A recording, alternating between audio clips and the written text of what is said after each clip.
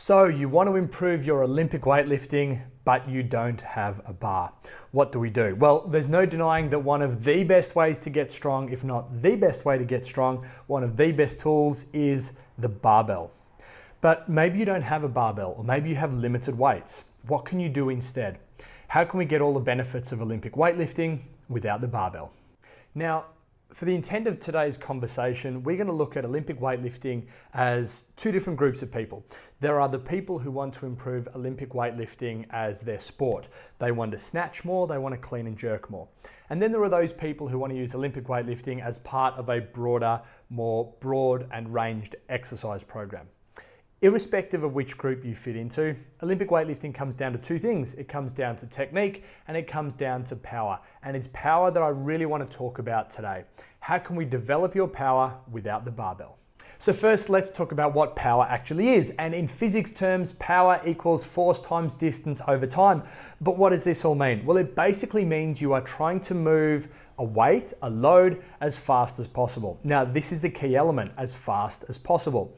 We're not trying to build absolute strength like maybe a power lifter would be trying to build with squats and deadlifts and bench press. We are trying to build power, speed, and strength. And if we can work on both speed and strength, we become more powerful, we become better at Olympic weightlifting. And this speed element of the equation is where things get a little difficult. If we just want to build absolute strength, if we just want force with no requirement for speed or requirement for power, we can make some adjustments like maybe slowing down a movement, changing the tempo, doing some slow eccentric training, a whole range of strategies that we can use to improve your absolute strength, even if we don't have a lot of weights, if we don't have a barbell. But with Olympic weightlifting, things are a little different because by definition, we need to move fast. We can't slow down the tempo, we can't do slow eccentrics because to improve our Olympic weightlifting, we need both the strength and the power. So what do we do? Well, while Olympic weightlifting is one of the best, if not the best, ways to improve your power and your speed, it is not the only way to improve your power and speed. And there are some other strategies that we can employ, some other things we can do that maybe don't require the equipment or the weights that you don't currently have access to.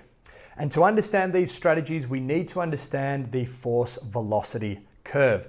Now, this is a fancy biomechanical curve, a graph, which talks about how the amount of power you can generate is related to both the force or the weight and the speed.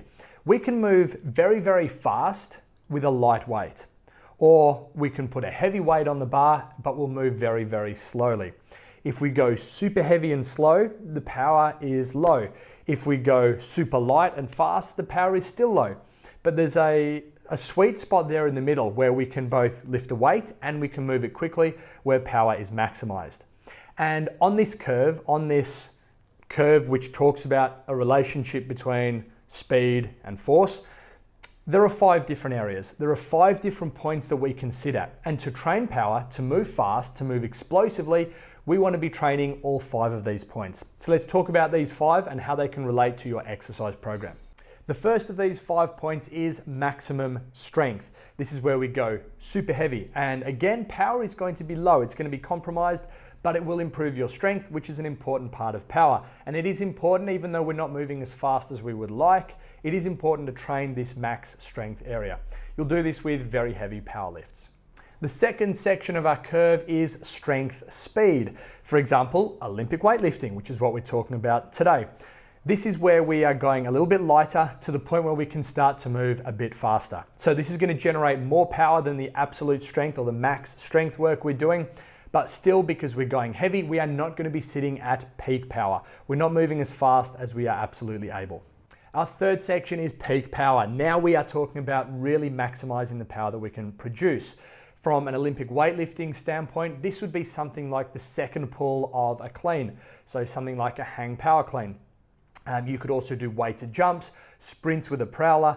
We're looking at probably 30 to 40% of your max, somewhere in that range, but done very fast and very explosively. And we can start to implement some of these strategies, even if we don't have access to a lot of weight. Next, we move on to speed strength. We're now starting to go away from the load, from the force, and we're starting to increase the speed.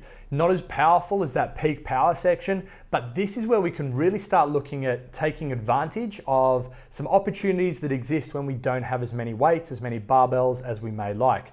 These will be things like counter movement jumps, which is a max height explosive jump.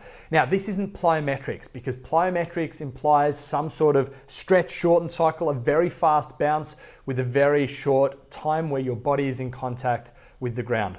Yet, this is still an effective method of improving power.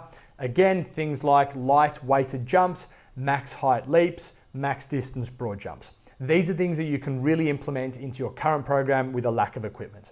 And finally, we have max velocity. No weight at all, but very, very fast. These will be things like running sprints, change of direction or agility drills. These will be things like hopping and skipping, things where there is a very low amount of time where your body is in contact with the ground. Not a lot of load, but very, very fast movements. Maximum velocity. So how can we use this knowledge to improve your Olympic weightlifting without Olympic weightlifting? Well, of those 5 points on that curve, there are 3 that we are in a great position to train at the moment.